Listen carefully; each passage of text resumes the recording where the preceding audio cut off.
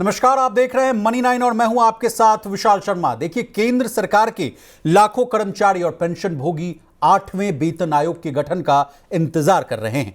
पहले ऐसी खबरें आई थी कि अप्रैल के पहले हफ्ते में यानी नए फाइनेंशियल ईयर की शुरुआत में सरकार इसकी घोषणा कर सकती है। लेकिन अब सरकार की ओर से सबसे बड़ी अपडेट यह आ रही है कि मिनिस्ट्री ऑफ फाइनेंस ने एक चिट्ठी निकाली। उस चिट्ठी में 8वें वेतन आयोग के लिए खाली पदों को भरने के लिए नोटिफिकेशन जारी किया गया है। कुल 35 पदों पर भर्तियां होंगी। अब 8वें वेतन आयोग के चेयरमैन, मेंबर और सचिव स्तर के अधिकारियों की नियुक्ति कब होगी, इसके अलावा 16 अप्रैल को पेंशन मंत्रालय में एनपीएस यूपीएस पर एक समीक्षा बैठक हुई है। क्या फीडबैक आया है? कहा जा रहा है कि जब से यूपीएस आया है उस समय से अब तक केवल 1500 ही रजिस्ट्रेशन हुए। ये आंकड़े क्या कह रहे हैं, जानेंगे सब कुछ आज के इस लाइव में। हमारे साथ चर्चा में शामिल होने के लिए स्टूडियो में मौजूद हैं डॉक्टर मंजीत सिंह पटेल सर। आप नेशनल प्रेसिडेंट हैं AINPSEF के। इसके अलावा आप चेयरमैन हैं central government employees confederation Delhi के। सर, आपका बहुत स्वागत है। बहुत बहुत धन्यवाद विशाल जी। सबसे पहले आपसे जानना चाहेंगे सर कि क्या है हलचल 8वें वेतन आयोग को लेकर। विशाल जी, सबसे पहले तो मैं ये बता दूं कि जब जनवरी में जी कि 8वें पे कमीशन के गठन की बात शुरू हुई थी, तभी से लेकर के लोगों को बेसब्री से इंतज़ार भी है कि उसके पहले चूँकि जब बजट की बात चल रही थी उस समय इसका ऐलान नहीं हुआ था जी।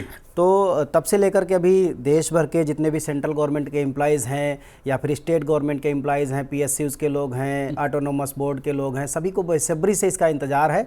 और कल जो फाइनेंस मिनिस्ट्री ने एक नोटिफिकेशन निकाला है जी, क्योंकि पे कमीशन बनेगा, चेयरमैन होंगे, मेंबर होंगे और भी लोग होंगे उसमें, तो वो जिनके साथ काम करेंगे, कुछ रिपोर्ट तैयार करेंगे या जो भी डेटा कलेक्ट करेंगे, तो उस डेटा को स्टोर करने के लिए, उसको व्यवस्थित करने के लिए एम्प्लॉय चाहिए जी। तो उन्हीं एम्प्लॉयज़ को उनकी भर्ती करने के लिए जो 35 अलग अलग तरह के पद हैं उनको कल विज्ञापित किया है फाइनेंस डिपार्टमेंट ने। और मेरे ख्याल से वो भर्ती शुरू हो जाएगी, हफ्ते 10 दिन में शुरू हो जाएगी। और हो सकता है कि इसी हफ्ते मतलब 8-10 दिन के अंदर ही जो 8वां पे कमीशन है उसके सभी सदस्यों का और चेयरमैन का भी नाम निर्धारण हो जाए। उम्मीद है हमें पूरी कि इस महीने तो ज़रूर हो जाएगी। इस महीने ज़रूर हो जाएगी, ऐसा उम्मीद है। इसी के साथ हमारे साथ जानते हैं सर, व्यूअर्स बहुत भारी संख्या में जुड़ते हुए नज़र आ रहे हैं। मैं उन सभी से आग्रह करूंगा कि जो भी हमारा इस लाइव को देख रहे हैं, जो भी व्यक्ति, वो काइंडली अगर आपके मन में किसी भी तरह का प्रश्न हो, सवाल हो, तो प्लीज़ हमारा जो कॉमेंट सेक्शन है वो ओपन है। मंजीत जी से आपको कोई भी प्रश्न पूछना हो तो आप आराम से पूछ सकते हैं। सर, सवालों पर चलेंगे। मोहित जी हमारे साथ जुड़ गए हैं, काना राम जी जुड़े हुए हैं, देव जी जुड़े हुए हैं, चिन्मयानंद साहब भी जुड़े हुए हैं, तमाम लोग जुड़े हुए हैं।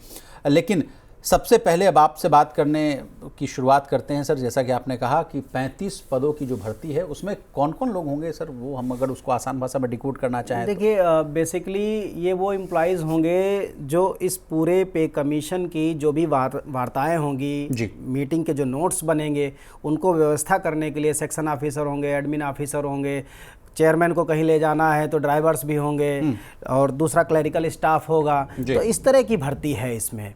तो जो आप 35 पद हैं, इसमें 4-5 तरह के पद हैं बेसिकली।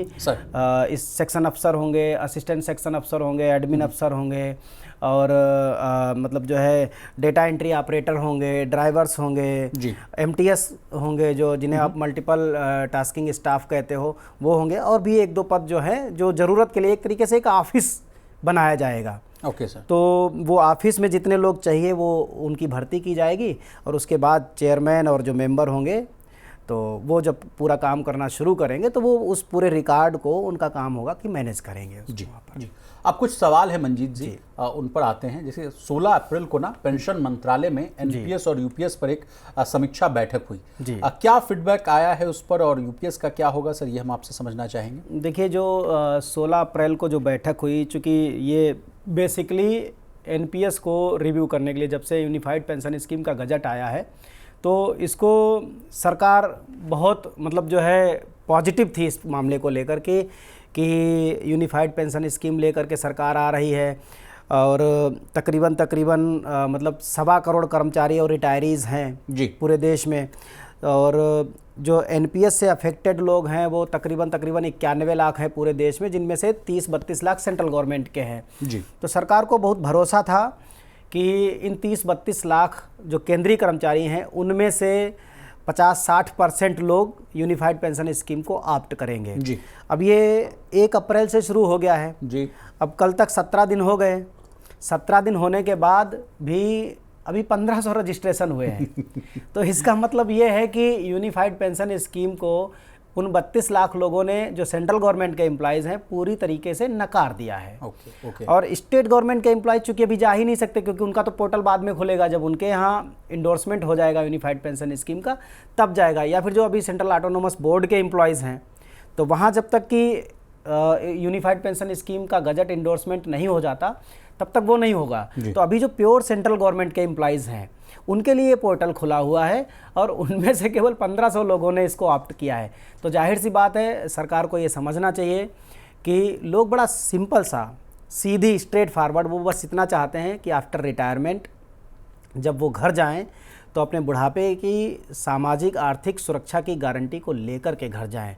इसके लिए इतना इसमें दिमाग लगाना पड़ेगा क्योंकि हर आदमी उतना कैलकुलेट नहीं कर सकता है।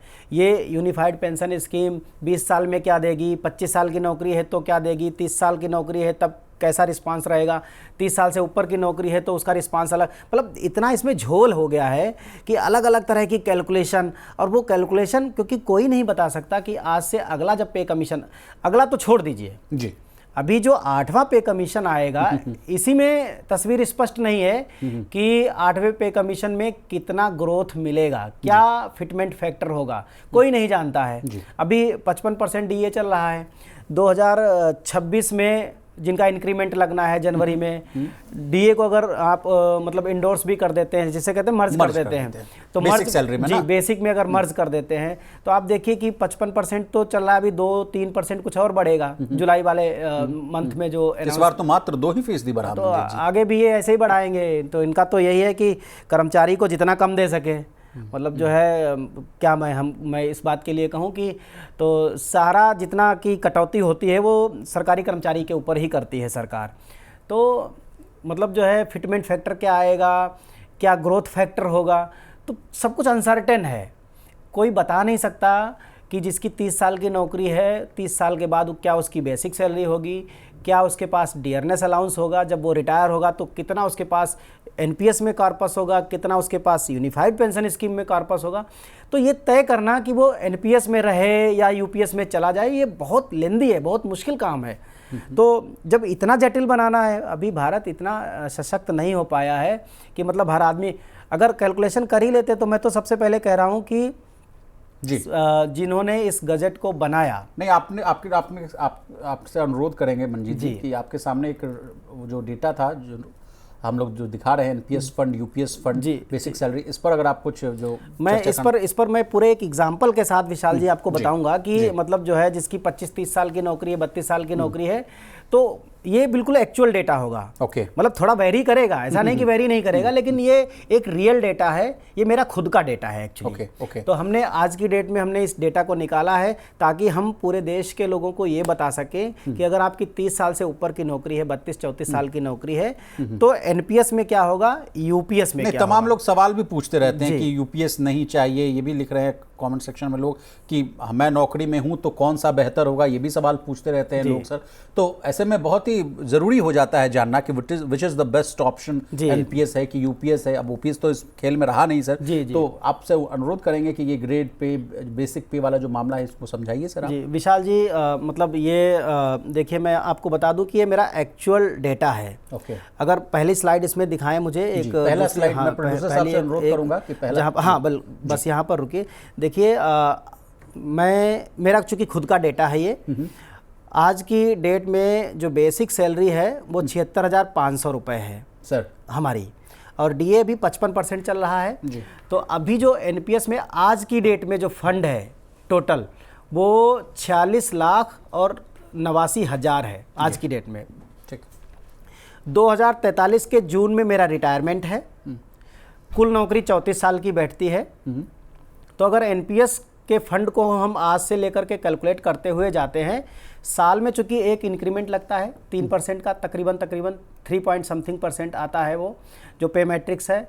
2 बार डीए बढ़ता है, तो डीए आप मान लीजिए 2.5% के हिसाब से अगर हम टोटल लेते हैं तो वो 5%, यानी 5 और 3 8, ठीक है ना। 8 से थोड़ा सा ज़्यादा रहता है, मोटा मोटी 10 का भी मान लीजिए। हाँ, तो हमने इसमें केवल 9% लिया है। अच्छा, ठीक। तो 9% एनुअल इंक्रीमेंट के साथ हमने इसको कैलकुलेट किया। हमने पे कमीशन के फैक्टर को ध्यान में रखा और हम मिनिमम तक गए कि कितना फंड हमारे रिटायरमेंट वाले दिन तैयार होगा। 4800 ग्रेड पे पर मैं नौकरी खुद कर रहा हूँ, तो अभी जो एनपीएस फंड बनेगा जाकर के आप देख रहे हैं 3,52,28,393 रुपये 30 जून 2043 को बनेगा। ओके। क्योंकि इस एनपीएस फंड में 10% मेरी हर महीने की सैलरी का अंशदान है, ठीक है, और सरकार का 18%। नहीं, सरकार का इसमें 14% है। सरकार ने तो कहा कि 18.5%। ये एनपीएस का फंड है। अच्छा, विशाल जी, एनपीएस में 10 + 14 चलेगा। अगर मैं एनपीएस की जगह यूपीएस को ऑप्ट कर लूं तो 10 + 10 एक जगह रहेगा। ठीक है सर। सरकार जो अलग से 8.5% डालेगी उसको हम इसमें ऐड नहीं कर रहे। अच्छा। क्योंकि उसका कोई रोल नहीं है, वो पेंशन देने में रोल करेगा, सरकार के लिए है। हम उसमें से ना तो कुछ निकाल सकते हैं ना उसमें कुछ कर सकते हैं जी। तो जो यूनिफाइड पेंशन स्कीम में 30 जून 2043 को जो फंड बनेगा वो 2,93,56,994 रुपये बनेगा, लगभग अमाउंट जी 30 जून को। जी। तो अगर उस समय जो हमारी बेसिक सैलरी होगी, एक हम मिनिमम चूँकि 9% के सालाना ग्रोथ को लेकर के चले हैं, 3% के एनुअल इंक्रीमेंट को लेकर के चले हैं, और हमने जितने पे कमीशन मिलेंगे आगे उन सब पे कमीशन को ध्यान में रखते हुए हम बेसिक सैलरी पे पहुंचते हैं। तो हमारी जो बेसिक सैलरी बनेगी यानी 1 जून 2043 को जब हम रिटायर हो रहे होंगे जी, तो उस समय 3,64,616 रुपये हमारी बेसिक सैलरी होगी उस समय। और उस समय जो डीए होगा वो लगभग 28%, मतलब 25 भी हो सकता है, 30 से ऊपर भी हो सकता है, लेकिन आम तौर पर एक एवरेज वो लगभग 28% के आसपास होगा, 2-4% कम या 2-4% ज़्यादा।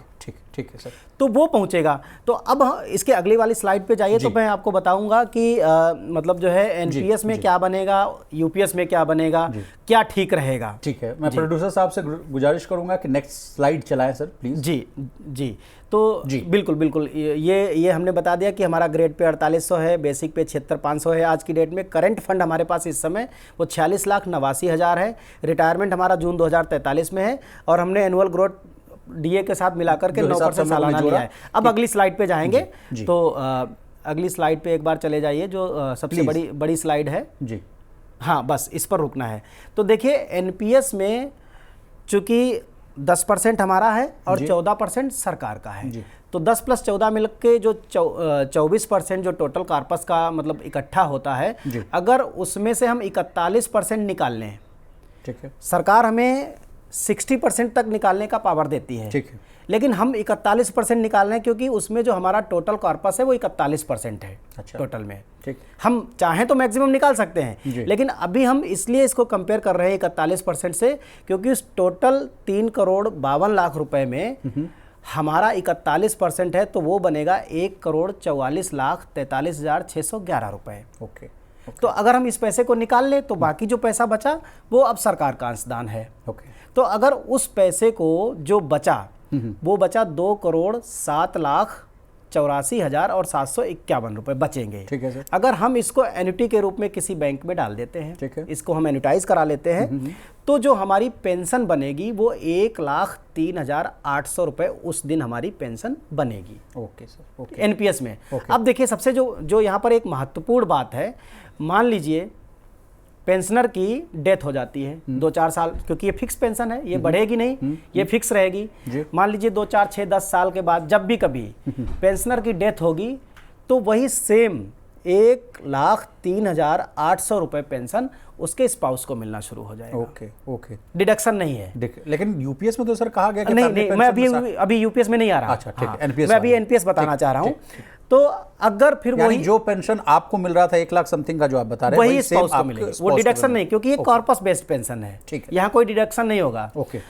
अब स्पाउस की भी मान लीजिए 2-4 साल बाद डेथ हो जाती है जी, तो अगर बच्चे माइनर हैं तो 1,03,800 रुपये वो बच्चों को मिलना स्टार्ट हो जाएगी। ओके। अगर माइनर हैं। ओके। अगर माइनर नहीं है तो वो जो 2,07,84,751 रुपये जो वहाँ पर एडवर्टाइज कराए थे जी। वो गिफ्ट मनी के तौर पे उठा करके बच्चों को दे दिया जाएगा। ठीक। यानी कि एम्प्लॉई या रिटायरी और उसका स्पाउस नहीं भी रह गए तो भी वो 2,07,84,000 का मरने के बाद भी अपने बच्चों को गिफ्ट कर जाएंगे। ये तो हो गया एनपीएस के बाद ठीक है। एनपीएस में जो पेंशन बनी सरकारी अंशदान से वो 1,03,800 रुपए की पेंशन बनी। इस पर कोई डीए नहीं है, कोई इंक्रीमेंट नहीं है। ठीक है सर। अब मैं बात करता हूँ यूनिफाइड पेंशन स्कीम की, जो 1 अप्रैल 2025 से लागू हो गई है, जिसमें मात्र 1500 लोगों ने रजिस्ट्रेशन लगाया जी। अब अगर मैं मान लीजिए मैं अगर आज ऑप्ट करता हूँ यूनिफाइड पेंशन स्कीम को तो क्या होगा आप देखिए। ठीक है सर। तो जो टोटल फंड बनेगा वो 3,52,00,000 से कम बनेगा, क्योंकि वहाँ 10+10 एक जगह रहेगा और बाकी 8.5% अलग रहेगा, उससे हमें कोई लेना देना नहीं है। तो जो टोटल फंड बनेगा वो लगभग 2,97,00,000 के आसपास, 93,00,000 के आसपास बनेगा। अगर उसमें चूंकि यूनिफाइड पेंशन स्कीम में एक व्यवस्था है कि रिटायरमेंट वाले दिन जो आपका बेसिक सैलरी होगा प्लस डियरनेस अलाउंस होगा उसका 1/10 करके जितने साल की नौकरी है उसके डबल से मल्टीप्लाई कर देंगे तो वो फंड आपको लमसम अमाउंट के रूप में दिया जाएगा। अगर आप उस लमसम अमाउंट प्लस आपका हिस्सा चूंकि बराबर है, वहाँ पर कंट्रीब्यूशन है, अगर ये टोटल मिलाकर के आप अपना पूरा पैसा वापस निकालते हैं, ठीक है, तो 40% आपको यहाँ से निकालना पड़ेगा, ठीक है, टोटल कॉर्पस में से। तो हमने यहाँ पर 40% निकाला, एनपीएस में निकाला था 41% और यहाँ पे हमने निकाला 40%, तो वो बना 1,17,42,997 रुपए और लमसम अमाउंट मिलेगा 31,73,560। यानी ये दोनों को अगर मिला दीजिए तो मेरा कॉर्पस जितना था अंशदान वो पूरा जीपीएफ की तरह मेरे पास वापस आ गया। ओके। अब जो सरकार का पैसा बना वो सरकार के पास चला गया। अब देखिए चूंकि 25 साल से ऊपर की नौकरी है तो लास्ट बेसिक का जो 12 महीने की जो एवरेज बेसिक होगी उसका 50% वो हमें पेंशन मिलती। लेकिन अब हमने चूंकि 40% निकाल लिया, ओके, तो वो मल्टीप्लिकेशन फैक्टर में वो 40% मतलब पेंशन थोड़ी कम हो जाएगी। अब देखिए वो पेंशन बनेगी, ये pension in unified pension scheme is equal to 1,07,000 1,07,791 रुपए प्लस डियरनेस अलाउंस। अगर उस समय मान लीजिए 28% का 28% है तो 30,181, यानी कि अगर हमने 1,40,000 के आसपास, हाँ, 1,40,000 रुपए यूनिफाइड पेंशन, हालांकि देखिए एनपीएस में कम बन रही है, जी जी, एनपीएस में अपना पैसा निकालने के बाद जो पेंशन है वो कम बन रही है और यूपीएस में अपना पैसा निकाल लेने के बाद पेंशन ज्यादा बन रही है, ठीक है ना। तो हमने वो बढ़ेगी, वो एश्योर्ड है, ये एश्योर्ड भी है और इसमें जो है जो महंगाई भत्ता है जिसको डीआर बोला जा रहा है वो भी जुड़ेगा। लेकिन अब यहाँ पर एक चीज है, मान लीजिए 2-4 साल के बाद रिटायरी मर गया तो 60% तो मिलेगा, तो जो 1,40,000 आपको दिख रहा है ये फट से 60% रह जाएगा, है ना। तो अब देखिए 1,07,000 का 60% आप निकाल लीजिए, 1,40,000 का नहीं बेसिक का 40%, डीए उसी का डीए परसेंटेज में रहेगा। तो 1,07,000 का अगर मैं कहूँ कि अगर मान लीजिए उसकी डेथ हो जाती है तो 1,07,000 है जी, उसका 60% ना, हाँ 1,07,000, हाँ तो 60-62,000 के आसपास होगा, हाँ 64,200 रुपए, 64,200 रुपए उनको पेंशन मिलता रहेगा प्लस डीआर तो जो 30,000 तो वो है नहीं 30,000 नहीं, इसका डीआर ना, अच्छा इसका डीआर यानी अगर इसका मैं 60,000 का फिर 30% ना, जी, तो 18,000 रुपए और जोड़ लीजिए तो 82,000 बना। नहीं 28% अगर डीआर निकाल लेते हैं तो ये बना 82,000 का 30% मान लीजिए, 30 में 18,000 रुपए जोड़ दिए, 60,000 और 18,000 तो 78,000 रुपए, बिल्कुल, यानी मोटा मोटी 80,000 रुपए के आसपास आपको, अगर आपकी मृत्यु हो भी जाती है तो आपके परिवार को 80,000 78,000 के आसपास का डीए बढ़ता रहेगा जब डीए बढ़ेगा। दूसरी बात मैं विशाल जी बताऊं, प्लीज बताएं सर, कि अगर आप नहीं निकालते हैं अपना हिस्सा, आप केवल लमसम अमाउंट लेते हैं यूनिफाइड पेंशन स्कीम में, तो देखिए नीचे हमने मैनेज किया है उसको हमने बताया है कि pension with only lump sum amount. अगर आपने केवल लमसम अमाउंट यानी 31,73,560 रुपए लिए तो आपका बेसिक पूरा आधा एवरेज का, ठीक है, तो वो आधा का मतलब 1,79,653 रुपए, क्योंकि यहाँ पर डिडक्शन नहीं हुआ, ठीक, मोटा 1,80,000 प्लस 28% डीआर 50,300 तो 2,29,955 रुपये। 2,30,000 के आसपास बैठ रहा है। हाँ, बस प्रॉब्लम ये है कि अब तो आप मान लीजिए आपने एनपीएस भी बता दिया मंजीत बाबू अपने पे स्केल के हिसाब से जी। और यूपीएस वाला भी बता दिया। अब आपसे हम समझना चाहेंगे कि which is the better option. अब आगे जो हमारे जो व्यूअर्स देख रहे हैं उनको अब आपकी क्या सलाह होगी, क्योंकि आपने जो कैलकुलेशन किया, गणित किया, सब चीज़ों को बहुत ही आसान भाषा में समझाने की कोशिश की।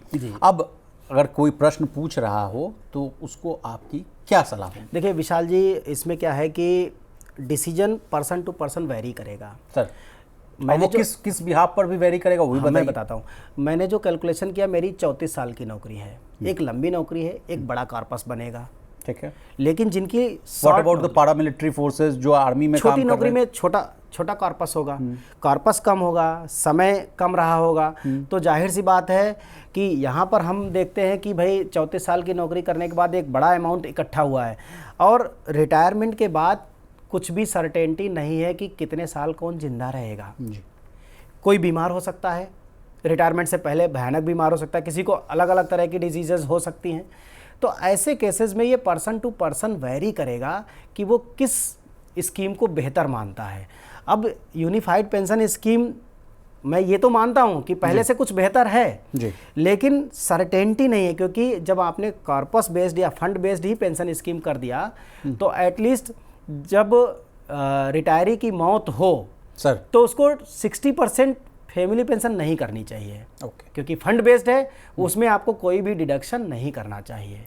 चूँकि यूनिफाइड पेंशन स्कीम में इन्होंने लिख दिया है कि वो 60% रह जाएगी फैमिली पेंशन के केस में, तो ये दिक्कत है। दूसरी बात, इतना कॉर्पस देने के बाद सरकार को सरेंडर करने के बाद अगर वो पूरा कॉर्पस सरकार को ही चला जाएगा और उसकी डेथ, सबसे बड़ी बात यह है कि यूनिफाइड पेंशन स्कीम में ये इस बात का जिक्र ही नहीं किया गया कि अगर आज यूनिफाइड पेंशन स्कीम को ऑप्ट कर ले लेकिन रिटायरमेंट से पहले अगर डेथ हो जाए तो क्या होगा। क्योंकि लिखा नहीं है गजट में। हालांकि सरकार ये बोलती है कि उसके साथ एनपीएस वाला ट्रीटमेंट किया जाएगा, उसको ओपीएस मिलेगा। लेकिन आप लोग का कहना है कि उसको भाई गजट में नोटिफाई भी किया जाए, ताकि तभी तो उसको माना जाए कि हाँ भाई सरकारी दस्तावेज है, उसी की बिहाफ पर हम लोग आगे की कार्रवाई कर पाएंगे या कर पाएं। लेकिन दूसरी बात है कि यूपीएस के विकल्प को कैसे ऑप्ट किया जाए मंजीत बाबू, ये भी एक समस्या है। देखिए लोग इंतजार कर रहे हैं कि उनके विभाग में इसका आदेश आए, मगर अभी तक कोई आदेश नहीं आया, जबकि जो समय जो था वो केवल 30 जून तक के आसपास का ही है। लेकिन मैं भी जहाँ तक इस खबर को देख रहा था तो एक ही बार का शायद ऑप्शन है कि आप स्विच कर सकते हैं वन टाइम। हाँ, तो ऐसे में तो बहुत गंभीर समस्या है ना भाई, जब क्लैरिफिकेशन ही ना हो, जब कंफ्यूजन अपने अंदर ही भरा हो कि भाई इसको ऑप्ट करें कि उसको ऑप्ट करें, और 30 जून का डेडलाइन है। 30 जून है ना सर? जी बिल्कुल 30 जून है। क्या किया जाए? देखिए विशाल जी, सबसे मैं कहूँगा कि जो प्योर सेंट्रल गवर्नमेंट एम्प्लॉइज़ हैं आज की डेट में, उन तक तो ऑप्शन के 2 रास्ते हैं। सबसे पहले ENPS जो पोर्टल है सरकार का, उस पर एक लिंक दिया हुआ है। आपको सीधे, अगर आपको जाना ही है यूनिफाइड पेंशन स्कीम में, मैं बोलता हूं कि जो लोग रिटायर हो चुके हैं केवल अभी वही लोग जाए। तो मैं तो इस सजेशन में नहीं हूं कि कोई भी यूनिफाइड पेंशन स्कीम के विकल्प का चयन करे सर, क्योंकि जब तक हमारे पूर्ण फंड की वापसी बिना डिडक्शन पेंशन के, पेंशन में बिना डिडक्शन के नहीं होता, तब तक हम इसको एक्सेप्ट नहीं कर रहे हैं। तो सबसे पहले, लेकिन जिनको जाना पड़ रहा है, चूँकि जो लोग रिटायर हो, मेरे पास ऐसे बहुत सारे फ़ोन आते हैं जो 4-5 साल पहले रिटायर हो चुके हैं और एनपीएस से बहुत छोटी पेंशन ले रहे हैं, 2000, 2500, 1500। तो उनके लिए मैं बता रहा हूँ कि ENPS के पोर्टल पर आप जाएंगे, वहाँ पर ऑलरेडी एक लिंक दिया हुआ है NPS to UPS, उसको क्लिक करेंगे, अपना डिटेल डालेंगे और फिर वहाँ से आपका ऑप्शन है वो सेलेक्ट हो जाएगा। उसकी कॉपी निकालेंगे। कॉपी निकालने के बाद आप अपने DDO को, जो आपका DDO है, ड्राइंग एंड डिस्बर्सल ऑफिसर जो आपका है, वहाँ आप अप्लीकेशन देंगे और उसकी एक कॉपी देंगे जो आप निकालेंगे वहाँ से। उस कॉपी को देने के बाद आपकी जिम्मेदारी ख़त्म, फिर वो ऑफिस आपका उस प्रोसेस को आगे प्रोसीड करेगा सर जी। तो वो जाएगा, फिर उनको CRA वालों का काम है, जो इनका मतलब जो है इनके ऑफिस हैं, सेंट्रल रिकॉर्ड कीपिंग एजेंसी, तो वो लोग उसको अपलोड करेंगे, NPS से UPS में शिफ्ट करेंगे और अपनी प्रक्रिया है उनकी कि आपका 10% प्लस सरकार वाला 10% को मिला करके एक जगह कर देंगे, बाकी जो बचा वो पूल कॉर्पस में डाल देंगे। ये वन टाइम स्विच है। अगर आप वन टाइम UPS में चले गए, फिर आपको लगता है कि मेरा स्वास्थ्य ठीक नहीं है, मैं पता नहीं कितना ज़िंदा रहूँगा, या मेरी लंबी नौकरी नौकरी है 35 साल की, 36 साल की, 38 साल की नौकरी है, इतना कार्पस हो जाएगा, सर्टेनिटी नहीं है, तो आप फिर यूपीएस से एनपीएस में नहीं आ पाएंगे। ये दिक्कत है। अगर आप स्विच कर गए, क्योंकि एक जटिल प्रक्रिया है, सरकार उसमें से पूल कार्पस में पैसा डालेगी, तो ये सारी प्रक्रिया चूँकि अपनाएगी, तो ऐसे केसेस में वो आपको दोबारा यूपीएस से फिर एनपीएस में नहीं डालेगी। हाँ, यूपीएस में कोई बदलाव हो या यूपीएस प्रोजेक्ट ही बंद हो जाए, सरकार उसको ख़त्म कर दे, तो आप फिर से जो प्रोजेक्ट चल रहा होगा उसमें as it is default option के तौर पे चले जाएंगे। मंजीत बाबू, मेरा आपसे प्रश्न है कि जिस तरह से आप डेटा देख पा रहे हैं, मैं डेटा पे बात कर रहा हूँ, 1500 लोगों ने मात्र रजिस्टर किया है, 30 जून की डेडलाइन है। क्या आपको नहीं लगता है कि इस डेडलाइन को आगे बढ़ाने की ज़रूरत है? डेडलाइन तो सरकार को बढ़ाना ही पड़ेगा, बिना डेडलाइन को बढ़ाए तो काम ही नहीं चलेगा, क्योंकि जो लोग विलिंग है या जो लोग नीडी हैं, जिनकी ज़रूरत है यूनिफाइड पेंशन स्कीम में जाने की, 15, 16, 17 साल की नौकरी के बाद रिटायर हो गए हैं, 5-7 साल से पेंशन ले रहे हैं, तो उनकी मजबूरी है। तो उनके यहाँ भी दूर दराज नौकरी कर रहे हैं, पोस्टल डिपार्टमेंट में कर रहे हैं, जीडीएस वाले लोग हैं, या अभी नवोदय विद्यालय के मेरे पास फ़ोन आ रहे हैं, केंद्रीय विद्यालय वालों के फ़ोन आ रहे हैं, ऑटोनोमस सेक्टर में अभी शुरुआत ही नहीं हुई है। तो हमने उनको भी बोला है कि अगर आपको जाना ही है, आपकी मजबूरी है अगर, तो फिलहाल ऑनलाइन आप उसको करके रख लीजिए, तो आपके पास एक एविडेंस हो जाएगा कि कम से कम आप चैलेंज कर सकते हो कि आपने तो अपनी तरफ से 30 जून से पहले कर दिया उस काम को, तो वो काम कर सकते हैं। बाकी सरकार को हर हालत में इसके लिए डेट को एक्सटेंड करना पड़ेगा।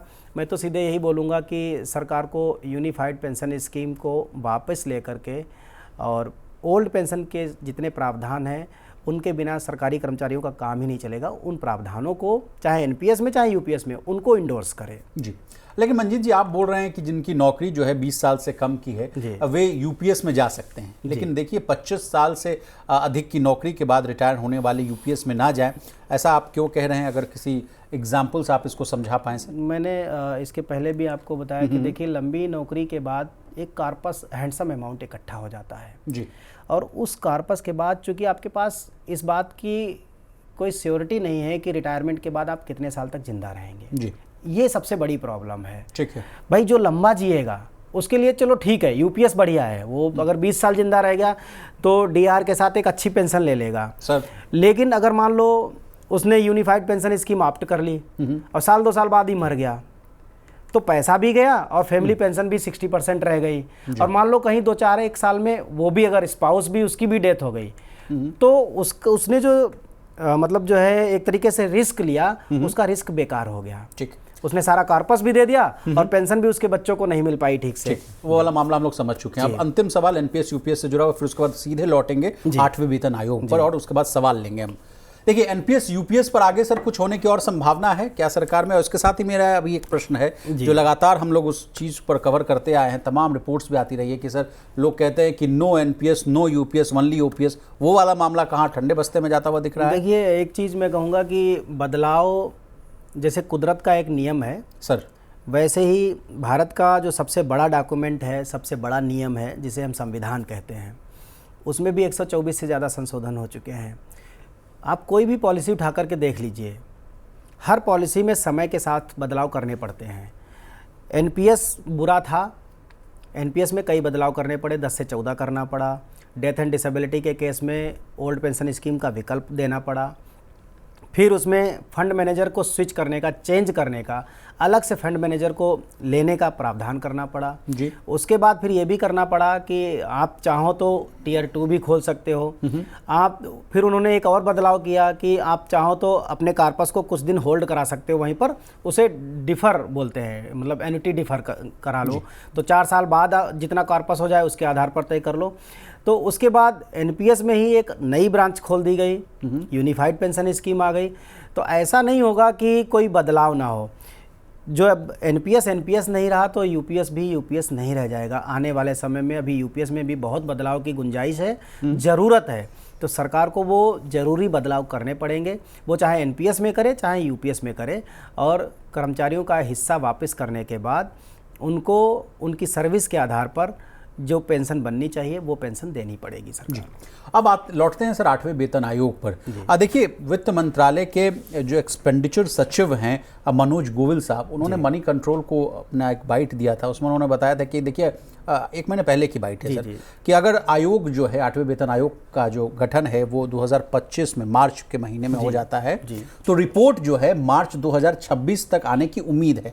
हालांकि इसमें 1 साल से कम का भी समय लग सकता है, लेकिन लोगों का कहना है कि लगता है कि 1 जनवरी 2026 से मेरा बढ़ा हुआ वेतन नहीं मिलेगा। इस बात को भी संशय है, इस पर आप क्या कहना चाहेंगे? जनवरी 2026 से नहीं बढ़ेगी सैलरी सर? मुझे इस बात में बहुत कम संशय है कि मैं मतलब थोड़ा पॉजिटिव सोच का आदमी भी हूँ, मैं हमेशा पॉजिटिव ही सोचता हूँ। मतलब सरकार गलत भी डिसीजन लेती है तो भी मैं सोचता हूँ कि चलो कुछ अच्छा होगा, इससे भी कुछ निकलेगा। तो मैं अभी भी कह रहा हूँ कि अप्रैल में पे कमीशन के ऑफिशियली गठन होने के बाद अगर मई में बैठकें शुरू हो जाती हैं तो 6 महीने मोर देन सफिशिएंट हैं पे कमीशन को अपनी रिपोर्ट देने के लिए। क्योंकि पे कमीशन में बहुत ज़्यादा काम नहीं है, मैं ऐसा मानता हूँ, क्योंकि पे मैट्रिक्स बनी हुई है। अब सरकार को कुछ खास बातों का ध्यान रखना है कि फैमिली यूनिट को 3 से बढ़ा करके 5 किया जाए या 6 किया जाए, प्लस कितना ग्रोथ देना है, और कुछ टेबल्स का मर्जिंग है आपस में, वो किया जाए या ना किया जाए। इसके अलावा मैं समझता हूँ कि बहुत ज़्यादा इसमें काम नहीं है। तो ये 6 महीने आपसे ये भी समझना चाहेंगे मंजीत बाबू कि क्यों लगता है इतना वक्त, क्यों इतना समय लगता है? जैसे आप कह रहे हैं कि 6 महीना, जो एक्सपेंडिचर सचिव हैं वो कह रहे हैं कि नहीं भाई 12 महीना भी लग सकता है। तो क्या मतलब, मैं आपसे समझना चाहता हूँ कि मान लीजिए जो 8वां वेतन आयोग या 7वें वेतन आयोग का जो गठन हो जाता है, उसके बाद जो 1 साल का जो समय लगता है, उस 1 साल के दौरान क्या क्या चीज़ें होती है? अगर मैं देखिए बैठकें होती हैं, सभी डिपार्टमेंट्स में बैठकें होती हैं। जितने भारत सरकार के डिपार्टमेंट्स हैं उन डिपार्टमेंट्स के अलग अलग कैडर के जो कर्मचारी हैं, क्योंकि हर डिपार्टमेंट में लेवल 1 से लेकर के लेवल 18 तक का कर्मचारी होगा, सबकी अलग अलग समस्याएं होती हैं। उन समस्याओं को सुनते हैं, कहाँ पर क्या प्रॉब्लम आ रही है। किसी डिपार्टमेंट में प्रमोशन को लेकर के दिक्कत है, 20-20 साल प्रमोशन नहीं होते, किसी में 5 ही साल में प्रमोशन हो जाते हैं, 7 साल में प्रमोशन हो जाते हैं। कहीं क्या है कि मतलब पूरी ज़िंदगी 5 प्रमोशन के बाद भी उनकी सैलरी बढ़िया नहीं हो पाती। तो इन सब चीज़ों को लेकर के कमीशन सुनता है और इस पर अपनी एक मतलब जो है रिपोर्ट तैयार करता है कि इसमें क्या किया जाना है। दूसरी बात, जैसे HRA है, ट्रांसपोर्ट अलाउंस है, जैसे इंश्योरेंस स्कीम है, समय के हिसाब से इनमें बदलाव की ज़रूरत है। तो ये इन पर बहुत ज़्यादा काम नहीं करने की ज़रूरत है, इन पे सीधे बदल देने की ज़रूरत है। 30 रुपये, 60 रुपये, 120 रुपये को हटा करके कुछ और करने की ज़रूरत है। तो हम लोगों का सजेशन भी है मिनिमम 50 लाख का बीमा एक आदमी का होना चाहिए आज की डेट में। 50 लाख, 1 करोड़, 1.5 करोड़, 2 करोड़, इस तरीके से बीमा कम से कम होना चाहिए। ट्रांसपोर्ट अलाउंस, उसको रिवाइज़ करने की ज़रूरत है। HRA है, स्टेट्स में HRA का तरीका अलग है, सेंट्रल में अलग है। उत्तर प्रदेश जैसे स्टेट में HRA बहुत कम है, 1200-1300 रुपये HRA मिलता है। रहते वो भी लखनऊ में है, रहते वो भी गाजियाबाद में है, बनारस में है, इलाहाबाद में। वहीं सेंट्रल गवर्नमेंट का एम्प्लॉय रहता है, दोनों बगल बगल में रहते हैं। एक को दोनों सेम पोस्ट पे काम कर रहे हैं। मान लीजिए सपोज, एग्जाम्पल से समझाता हूँ मैं आपको। 2 ऑडिटर हैं, एक सेंट्रल गवर्नमेंट का ऑडिटर है और एक स्टेट गवर्नमेंट का ऑडिटर है। दोनों का बेसिक सैलरी बराबर है, दोनों का ग्रेड पे बराबर है, और दोनों की नौकरी एक ही दिन ज्वाइन किए। एक ने स्टेट गवर्नमेंट में ज्वाइन किया और एक ने सेंट्रल गवर्नमेंट में ज्वाइन किया। बेसिक बराबर है, लेवल बराबर है, ग्रेड पे बराबर है, लेकिन दोनों के HRA में अंतर है। सेंट्रल गवर्नमेंट वाले को 30% HRA मिलेगा वहाँ, और यूपी वाला जो एम्प्लॉय है उसको 1000-1200 रुपये मिलेगा बेसिक का। कितना बड़ा डिस्क्रिमिनेटी है बताइए। तो इसको दूर किए जाने की ज़रूरत है। उत्तर प्रदेश में शिक्षकों को या जितने भी कर्मचारी हैं उनको सेंट्रल गवर्नमेंट के हिसाब से, या यूपी है, बिहार है, जितने भी स्टेट हैं, HRA का कॉन्सेप्ट एक जैसा होना चाहिए। अगर वो ग्रुप A सिटी में रहते हैं तो ग्रुप A सिटी का उनको HRA मिले। ABC 3 ही है हमारे पास, 10, 20, 30%, तो उस हिसाब से उनको HRA मिलना चाहिए। ट्रांसपोर्ट अलाउंस है, वो भी सेंट्रल गवर्नमेंट के इक्विवेलेंट होना चाहिए। जो क्राइटेरिया सेंट्रल गवर्नमेंट ने बनाया उसी को फॉलो किया जाना चाहिए। इंश्योरेंस है, अलग अलग इंश्योरेंस पॉलिसी चल रही हैं, उसको भी ठीक करने की ज़रूरत है। जब एक ही ग्रेड पे का आदमी है तो एक जैसा उसका इंश्योरेंस भी होना चाहिए। अब मंजीत बाबू, आपने स्टेट्स की बात छेड़ी है, तो एक रिपोर्ट है जिसको हम लोगों ने अपने स्पेशल कार्यक्रम जो हमारा मनी सेंट्रल है उसमें भी हम लोगों ने डिस्कशन किया था। खबरें ये आ रही थी कि स्टेट्स जो है, राज्य सरकार जो है, वो कह रही थी कि 8वें वेतन आयोग पर आप ठीक है जो मन है आप वो कीजिए, लेकिन उनका कहना था कि राज्यों से सलाह लीजिए, उसके बाद ना आप इनके सारे जो आउटकम्स है, जो मीटिंग के आउटकम्स होंगे, आयोग के जो मीटिंग के आउटकम्स होंगे वो होंगे। तो उससे पहले उनका विशेष आग्रह था कि हमसे पहले बातचीत कर लीजिएगा, हमसे जितना भी मान मनोबल है वो कर लीजिएगा, उसके बाद इस चीज़ को लागू कीजिएगा। आप कैसे देखते हैं इस खबर को? देखिए विशाल जी, इस पर तो मैं ये कहूँगा कि बात कहने में अच्छी लगती है, कहने सुनने के लिए तो बहुत प्यारी बात है कि सभी स्टेट गवर्नमेंट से भी मतलब जो है रिप्रेजेंटेशन लेने चाहिए, उनकी बातों को सुनना चाहिए। लेकिन भारत में 28 राज्य हैं, 8 केंद्र शासित प्रदेश हैं, और अगर सेंट्रल पे कमीशन अगर सबसे राय लेने लग गया तो वो 2 साल तो छोड़ दीजिए, 12 साल में भी अपनी रिपोर्ट नहीं दे पाएगा और अगला पे कमीशन आ जाएगा। तो ये तो मतलब जो है कि धरातल पर मतलब उतनी बेहतर मुझे प्रतीत नहीं होती, क्योंकि लेकिन फिर जो ये जो समस्या आ रही है ये रिजॉल्व हो जाएगी। कैसे रिजॉल्व होगी? जैसे बंगाल में अभी 7वां वेतन आयोग भी नहीं आया है। आप खुद एग्जांपल से समझा रहे हैं कि HRA में कहीं 1200 है, कहीं 30% है। बिल्कुल। तो कैसे इस चीज को रिजॉल्व कर पाएंगे? सेंट्रल गवर्नमेंट को एक चीज फोर्स करना चाहिए स्टेट गवर्नमेंट्स के ऊपर कि जो स्टेट्स सेंट्रल गवर्नमेंट के पे स्ट्रक्चर को फॉलो करेंगे उन्हें पूर्ण रूप से फॉलो करना पड़ेगा। ये नहीं कि आधा तीतर और आधा बटेर कर दिया। सही बात। उत्तर प्रदेश स्टेट ने क्या किया कि पे मैट्रिक्स कुछ चीज सेंट्रल वाला ले लिया, हाँ, कुछ चीज अपना मिला दिया। ये तो गलत खिचड़ी हो गई। अभी देखिए यूनिफाइड पेंशन स्कीम का जो गजट हरियाणा में आया है, उन्होंने आधा तीतर आधा बटेर कर दिया। उन्होंने क्या कहा कि अगर ये क्यों होता है मंजीत बाबू?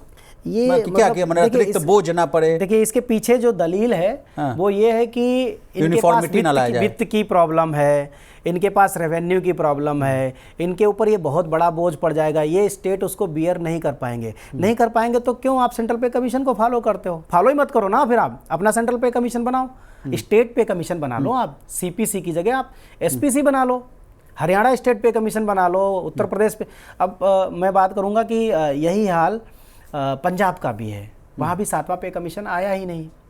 कुछ चीज़ें तो दे दी, आप पॉलिसी इंट्रोड्यूस करते हो, जैसे नेशनल पेंशन सिस्टम जिसे आप NPS कहते हो। NPS एक पूरे देश के, क्योंकि कहीं GPF चलता है, कहीं CPF चलता है, कहीं EPF चलता है, इसको यूनिफॉर्म करने के लिए नेशनल पेंशन सिस्टम यानी NPS लाया गया था। ठीक है सर। अब क्या किया, अलग अलग स्टेट ने NPS को इम्प्लीमेंट किया। अब NPS में, चूंकि NPS एक सेंट्रलाइज्ड पॉलिसी है, NPS में जो भी बदलाव करेगी भारत सरकार, वो बदलाव सभी स्टेट्स पर लागू होने चाहिए। लेकिन ऐसा होता नहीं है।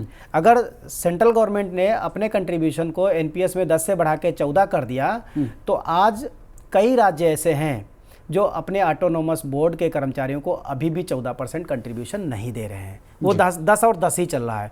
30 मार्च 2021 का डेथ एंड डिसेबिलिटी के केस में ओल्ड पेंशन स्कीम का जो विकल्प दिया है भारत सरकार ने, उस विकल्प को अभी भी सेंट्रल ऑटोनोमस बोर्ड में लागू नहीं किया जा सका है। आप सोचिए कितनी एनोमली है ये। तो इस तरह की गजेंद्र सिंह साहब मंजीत जी हमारे साथ जुड़े हुए हैं, ये कह रहे हैं कि देखिए कमेंट सेक्शन में लिख रहे हैं कि मध्य प्रदेश सरकार के कर्मचारी और राजस्थान सरकार के कर्मचारियों की सैलरी में भी बहुत अंतर है सर।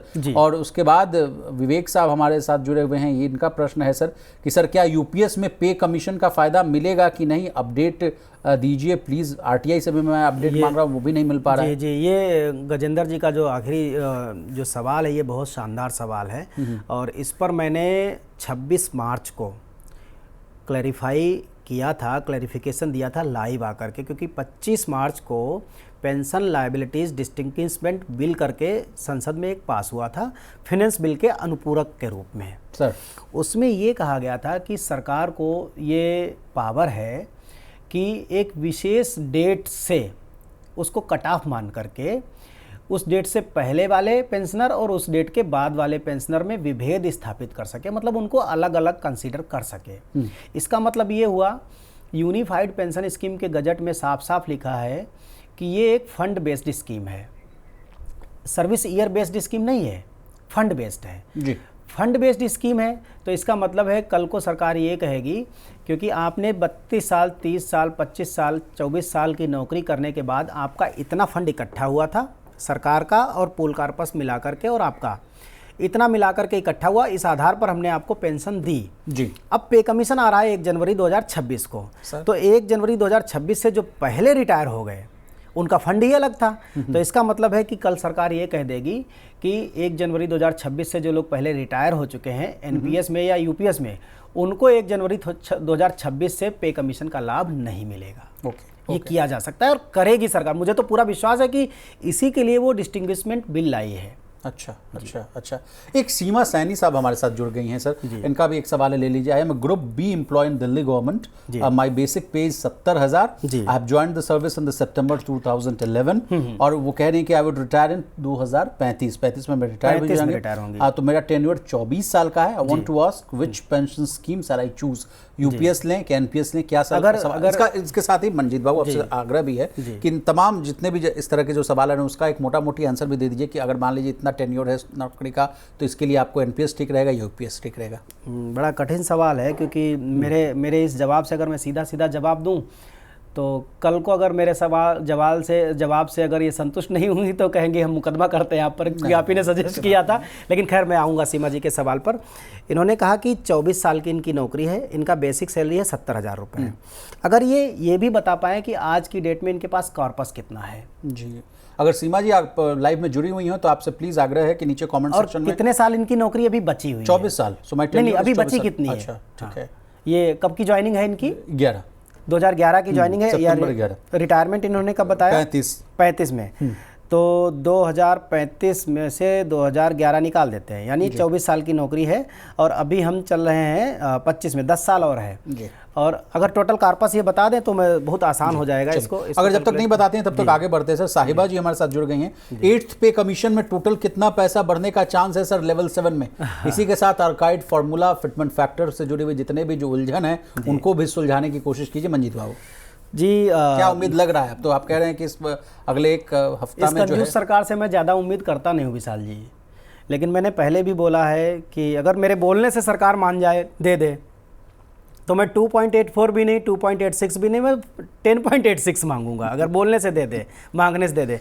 मांगने से चीज़ें नहीं मिलती, हर चीज़ के पीछे एक लॉजिक चाहिए, एक वजह चाहिए। लेकिन हम ये कह रहे हैं कि कितना भी कम हो, एटलीस्ट सरकार को 2.1 से कम नहीं ही देना चाहिए। और उस 2.1 जी 2.1 जो फिटमेंट फैक्टर होगा हमारा, उसमें हमें तकरीबन 24-25% का ग्रोथ मिलेगा।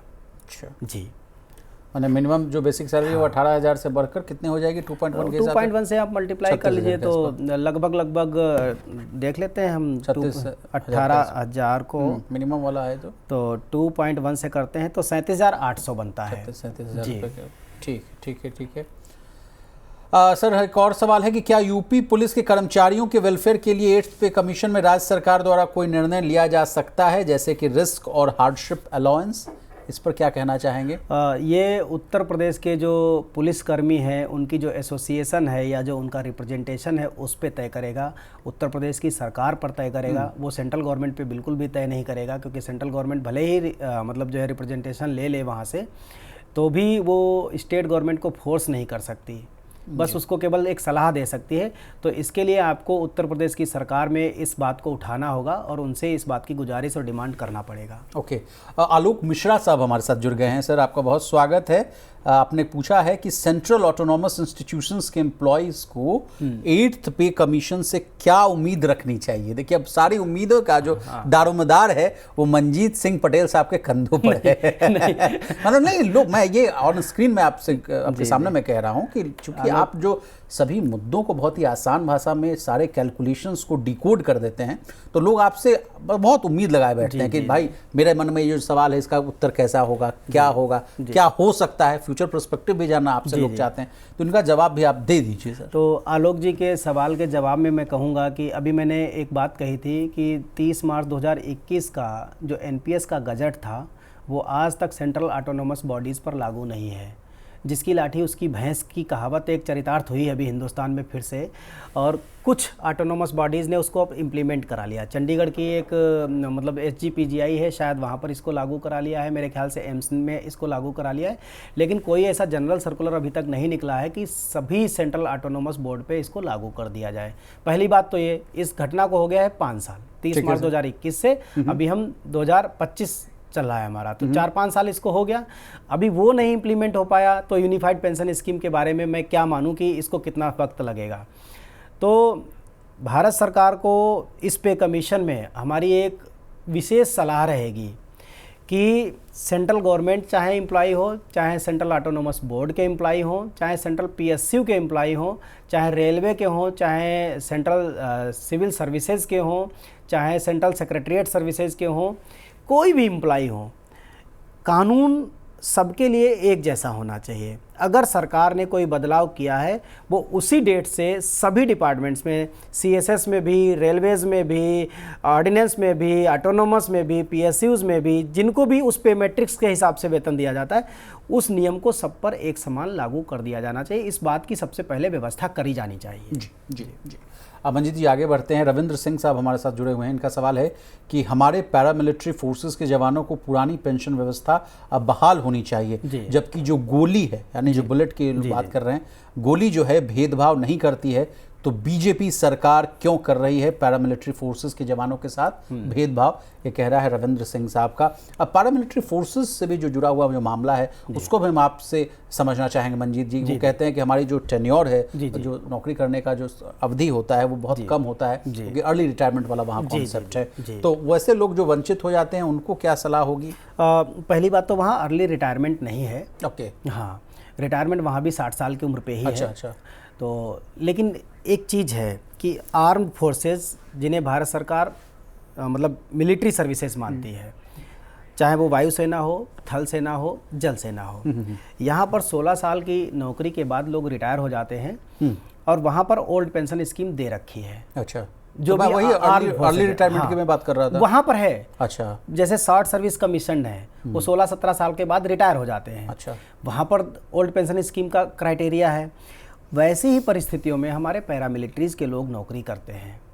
एटलीस्ट भारत सरकार को पैरामिलिट्रीज़ को भी उसी क्राइटेरिया में शामिल करते हुए उनके लिए एनपीएस हटा देनी चाहिए, ओल्ड पेंशन स्कीम को ही उनके यहाँ भी लागू करना चाहिए। भले ही उनको 60 साल पे रिटायरमेंट आप देते हो, लेकिन उनकी नौकरी बिल्कुल सैनिकों की तरह है। बल्कि अगर देखा जाए सबसे ज़्यादा रिस्क उन्हीं लोगों को है, क्योंकि जब कभी सेना तो तब लड़ेगी जब कभी युद्ध होगा किसी देश में, कहीं कुछ होगा, लेकिन ये लोग तो रोज़ मतलब जो है अंदर रोज़ ही युद्ध हो रहे हैं। आप जितनी भी दुर्घटनाएं देख रहे हैं पैरामिलिट्रीज़ के साथ में ही होती हैं जी। तो हम तो इनके लिए ओल्ड पेंशन स्कीम को हूबहू बहाल कराने के फेवर में हैं जी।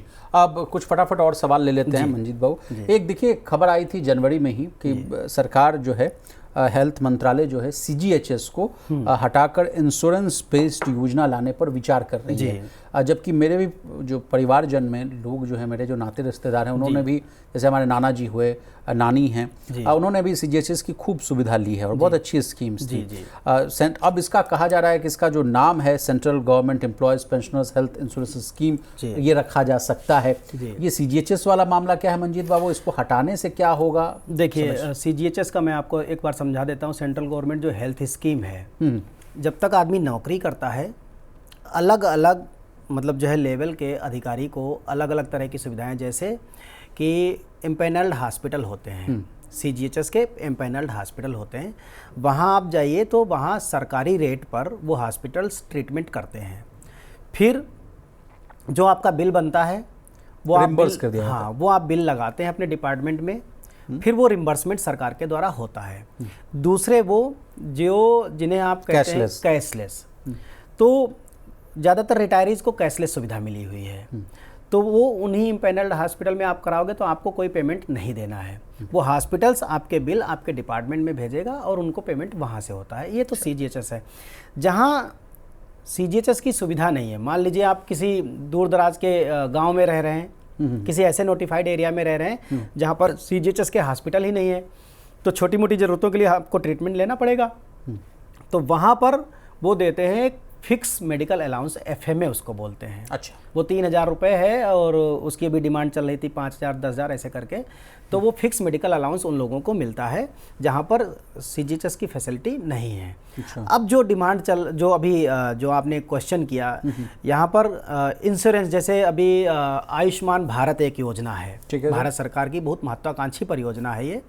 उसमें क्या है कि 10 लाख रुपए तक का बीमा एक तरीके से कर दिया गया है आम आदमी का। ठीक है। उससे इम्पैनल जिन जिन अस्पतालों में आयुष्मान भारत लागू है, आमतौर पर भारत सरकार ने निर्देश दिए हैं कि मैक्सिमम हॉस्पिटल्स को उसके तहत लाया जाए, तो वो आपका एक तरीके से रिचार्ज है कि अब आप 10 लाख रुपए तक का ट्रीटमेंट वहाँ से लेंगे जी। ये तो संभव है कि भारत सरकार ने, जब इसके पहले एक आभा आया था, आयुष्मान भारत करके एक कार्ड थी, आभा, तो भारत सरकार यही चाहती थी कि सभी सरकारी कर्मचारियों को आभा से कनेक्ट कर दिया जाए, उनको भी उसी पॉलिसी में ले आया जाए। अब दिक्कत ये है कि एक सरकारी कर्मचारी के पास 8 ही सीएल होती है। अगर वो जाकर के लाइन में लगेगा उस हॉस्पिटल में, और जो उसे 1 घंटे में ट्रीटमेंट लेकर के या डॉक्टर को दिखा करके कंसल्टेशन लेकर के आ जाना चाहिए, उसका पूरा दिन बर्बाद होगा। Okay sir. कितनी बार जा पाएगा? तो इसका हम लोगों ने विरोध भी किया था।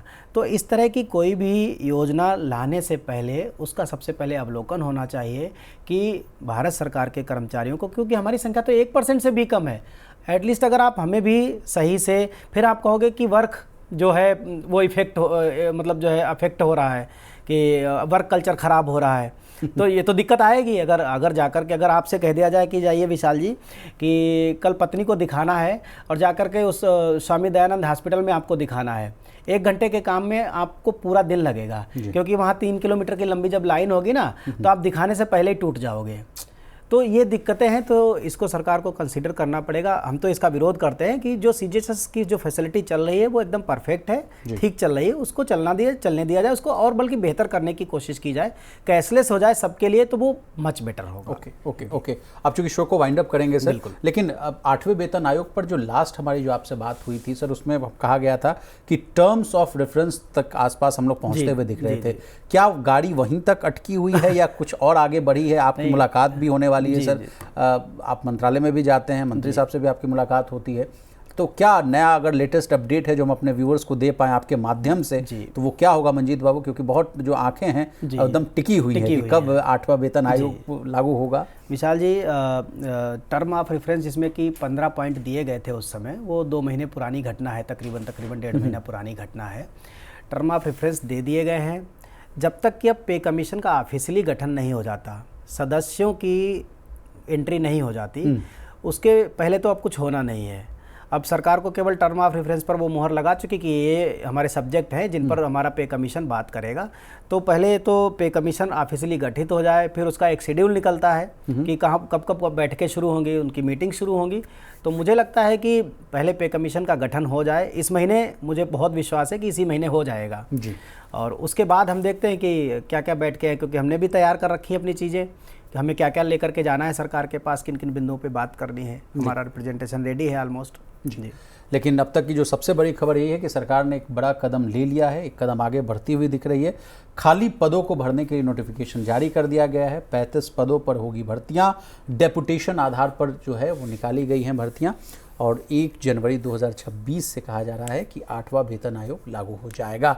तो आपका मंजीत बाबू बहुत शुक्रिया, आपने अपना कीमती समय मनी 9 को दिया, TV9 भारतवर्ष को दिया, और तमाम जो पहलू हैं, विषय हैं, उनको समझाने की भरपूर कोशिश की। तो आपका बहुत शुक्रिया। तो इसी तरह देश, दुनिया और बिजनेस जगत से जुड़ी तमाम ताज़ा तरीन खबरों के लिए बने रहिए हमारे साथ और देखते रहिए मनी 9।